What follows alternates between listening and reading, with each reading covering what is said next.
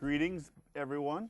We are back in Chapter 8, and I hope you did your homework. First thing I want to do today is jump right back into Chapter 8 and internal controls. Okay. The homework that I had you do tonight was, or last time, was a bank reconciliation. Okay.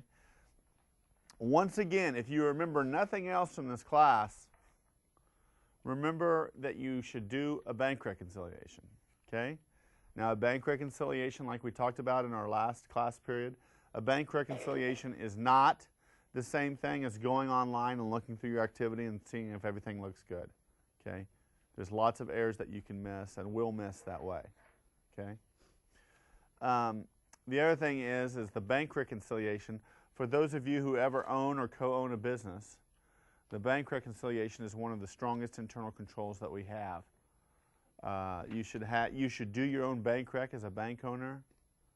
Matter of fact, have your bank statement sent to your home so that the other people never even get the chance to look at it. Okay?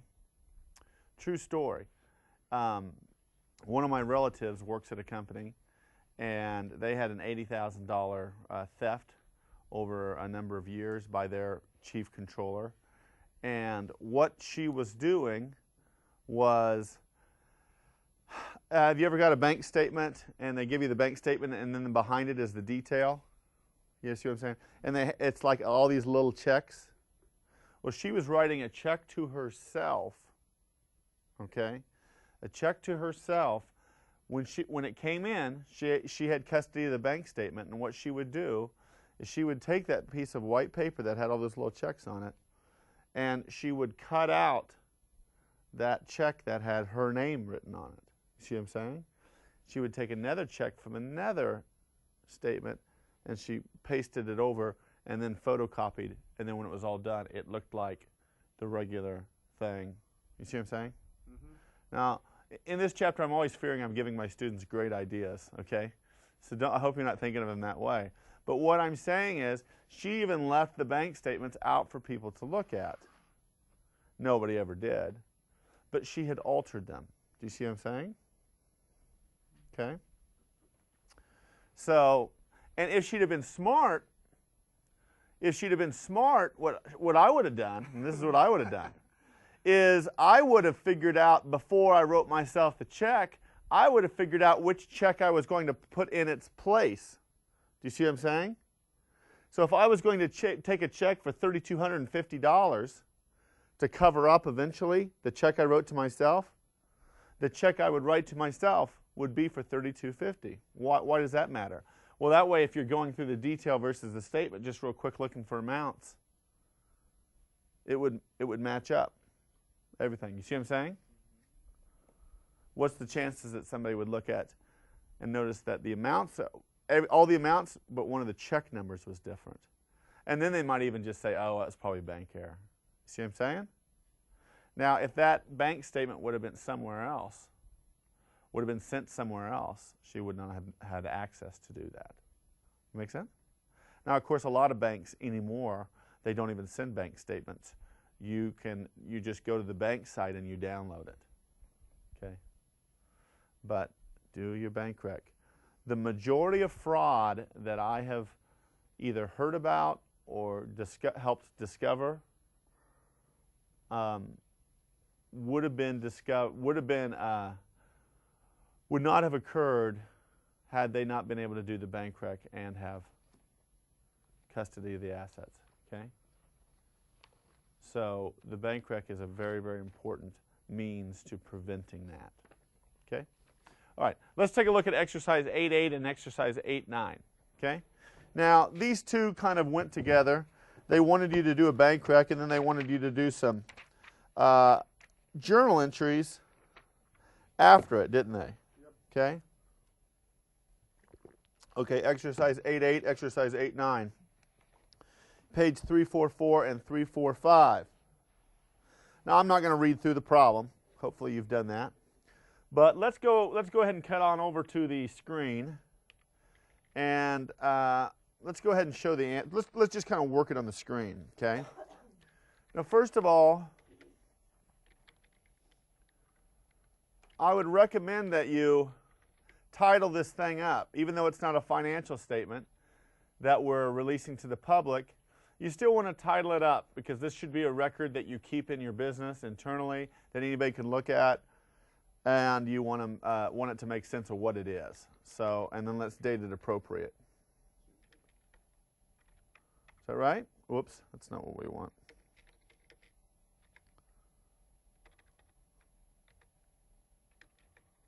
Let's see if that sticks. That sticks. Okay. All right, the first thing we do is we write our bank statement balance, or sometimes we call that the balance per bank. And we're going to write our balance per books, or the GL, over here. Okay? What's our balance per the bank? 15,382. 15,382. What's our balance per the book? 15671. 15671. Is that right? Yep. Okay. And let me go ahead and add a column there to make this a little more clear between what is what. Okay? All right. Now we have the first item they talk about is outstanding checks, correct? Now which side does that go on? You know, I always ask, who doesn't know about this yet? The bank doesn't, right? So let's say less outstanding checks. And what were the amount of the outstanding checks? 2,700. Okay? All right, the next item they talk about is there was a June 30 bank statement debit memo for $65 for bank services. Okay? So who doesn't know about that yet? Us. The book. Right, the books. So let's say less 55. bank service charge. Yeah, because I didn't know what I put bank fee. Bank fee is fine too. And how much was that? $65? Okay. All right.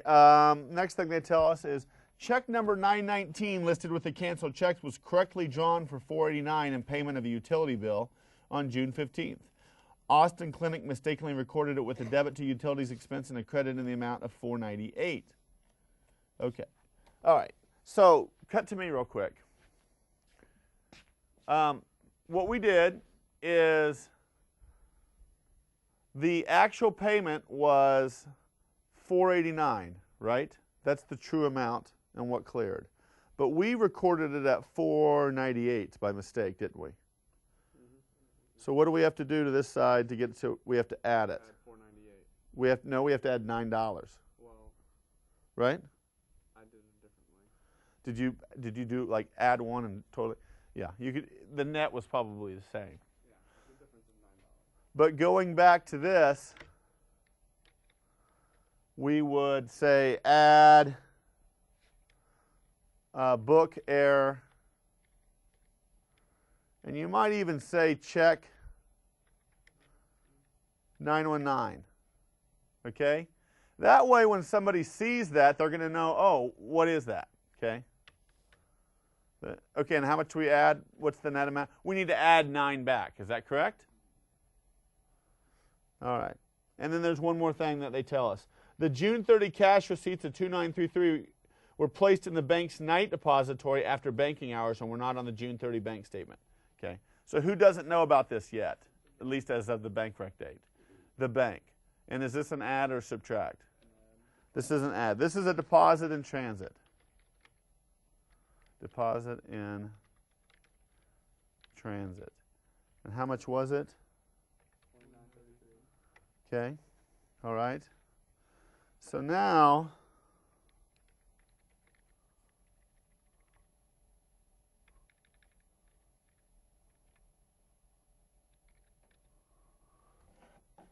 and this should be, is this the same number over here?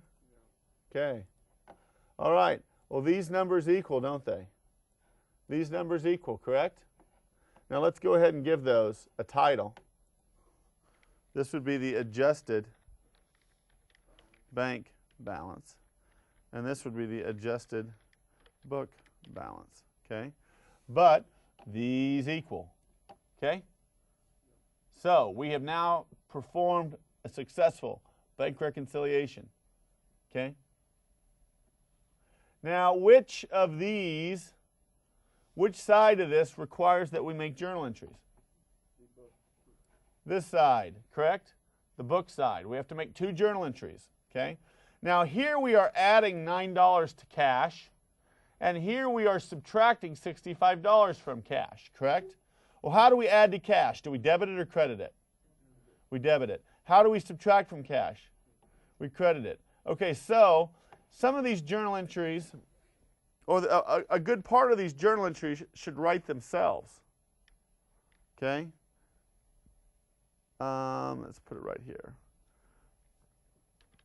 Okay, we debit cash because of that $9 up there.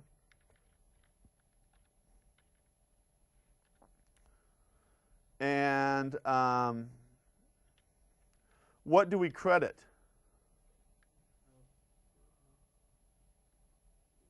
We'll look back at our original entry. No? The book error. Oh, yeah, that's utilities. We have to decrease utility expense, right? Because we had originally debited it for too much. $9 too much. Correct? So that's our first journal entry. Our second one is up here. It's a deduction from cash. Okay? So we have to credit cash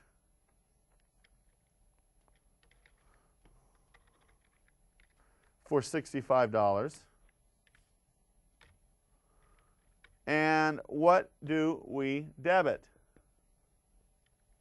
This is in regards to the bank service charge. So you could just say like bank fees expense. There's some wiggle room in there as far as what you'd call it. Okay. Ran out of room there a little bit. It's called bank expense. Okay? All right.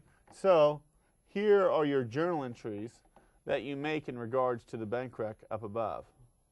All right? Make sense? Okay. All right. Any questions on that? Can I see this real quick, Gil? Yeah. Any questions on, that was the only homework I assigned, was it not? Yep. Exercise 8.8, exercise 8.9. Okay. What I'd like to do now is I want you to look in your blue book, okay, and there should be a Chapter 8 bank reconciliation for Farber Inc. Make sense? You finding that? So I want to take a few minutes while they play that snazzy JCCC music, and let's go ahead and do Farber, okay? And let's go ahead and do the journal entries that will be needed after that as well, okay? All right, so let's do Farber.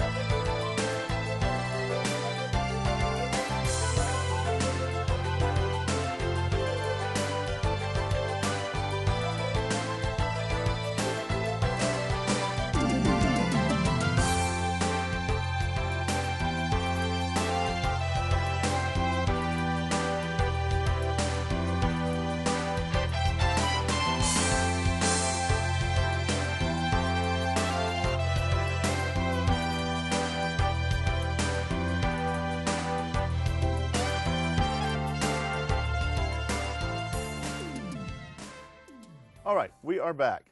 Let's take a look at the answer. And actually, by coincidence, this one was very similar, was it not? I think the book air was for the exact same amounts, wasn't it? Yeah. Okay. All right. Oh, I got to turn the TV on for you guys up here.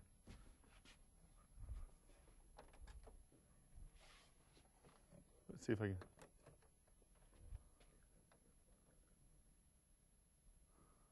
All right. Did you guys do the, this is great that this can be captured on TV, me struggling with the television, just like at home, okay? All right. Let's take a look at that and see if that is the answer that you got. The journal entries are down here below the line, and the bank rec is above. Is that what you all got? Okay. Okay, great. Great. Any questions on that? Okay. And it's kind of nice because it has a self-checking mechanism and these two numbers have to equal, right? Okay. All right. I want to actually do another one in class that's a little bit more complicated, especially since that one was so similar. So what I want you to do is I want you to flip the page and I want you to do Betsy Doe. Okay? Now, let's take a look at Betsy Doe. You should have something like this, but I need to add something to it here. Okay? What I want you to do, and does everybody have this in their blue books? Okay, the only thing I want to add is down here on item 5, I want you to assume that that check was written in regards to rent expense. Assume that the check that they're talking about in item number 5 is in regards to rent expense. Okay? Are you with me? Because what I want to do now is I want you to do the bank reconciliation and I want you to do the journal entries. Okay? This one's a little harder. It's going to take a little longer. Okay? But you need that information in regards to it being for rent expense if you want to do your JEs. Okay? So let's do Betsy Doe Company, bank reconciliation. Go ahead and do the bank reconciliation and do the journal entries. All right? I want to get some good practice on this today because I feel this is very important. Okay, we'll see you in a little bit.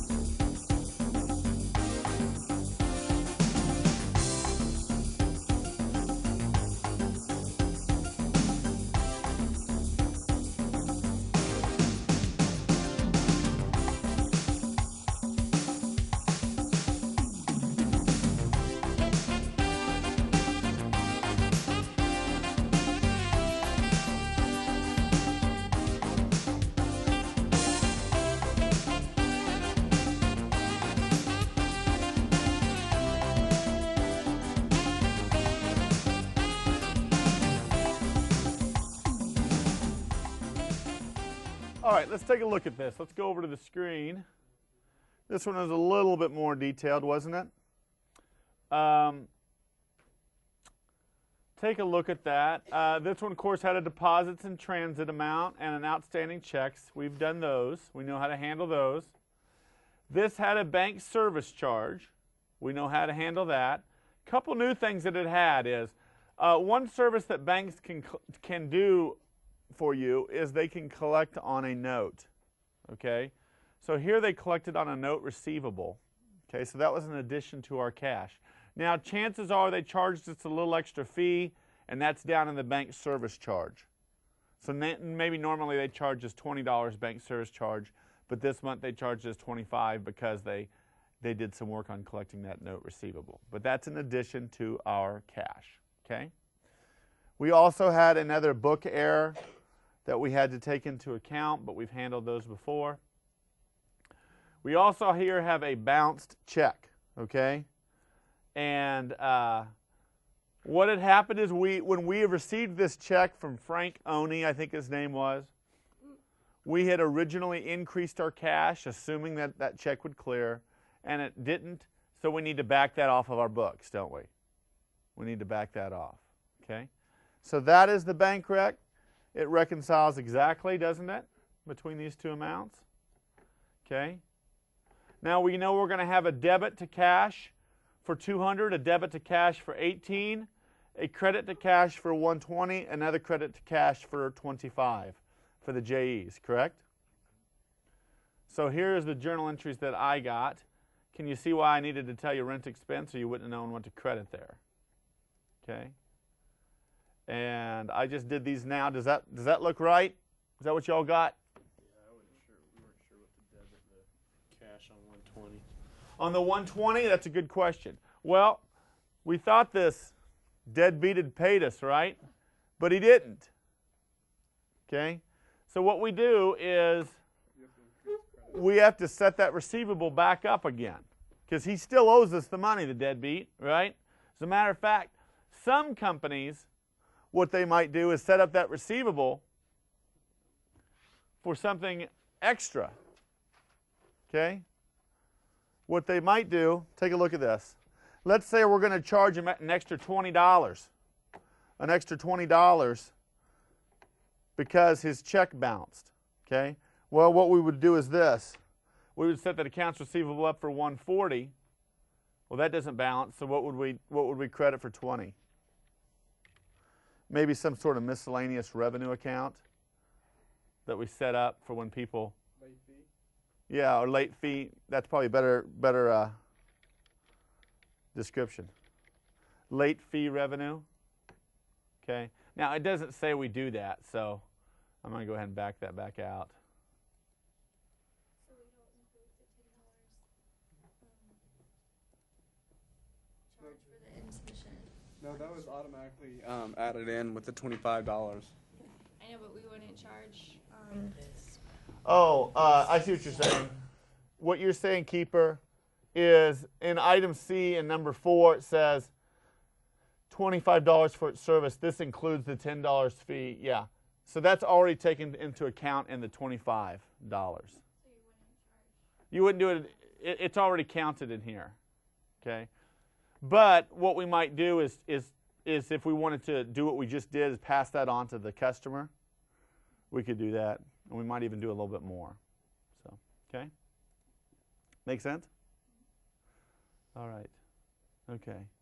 All right, we have a few more minutes, and so what I want to do real quick is talk over the very last slide of the PowerPoint presentation. And that is in regards to day sales uncollected, okay? All right, day sales uncollected, and you can read about this in your book. It's at the very end of the chapter. It's the amount of time that's going to pass before we receive cash from our credit sales. Okay? Now, do we want this number to be high or do we want this number to be low? We want it to be low. We want to have a fast cash receipt time from our receivables. We don't want to be in the situation where people are paying slow, we're cash poor. Okay?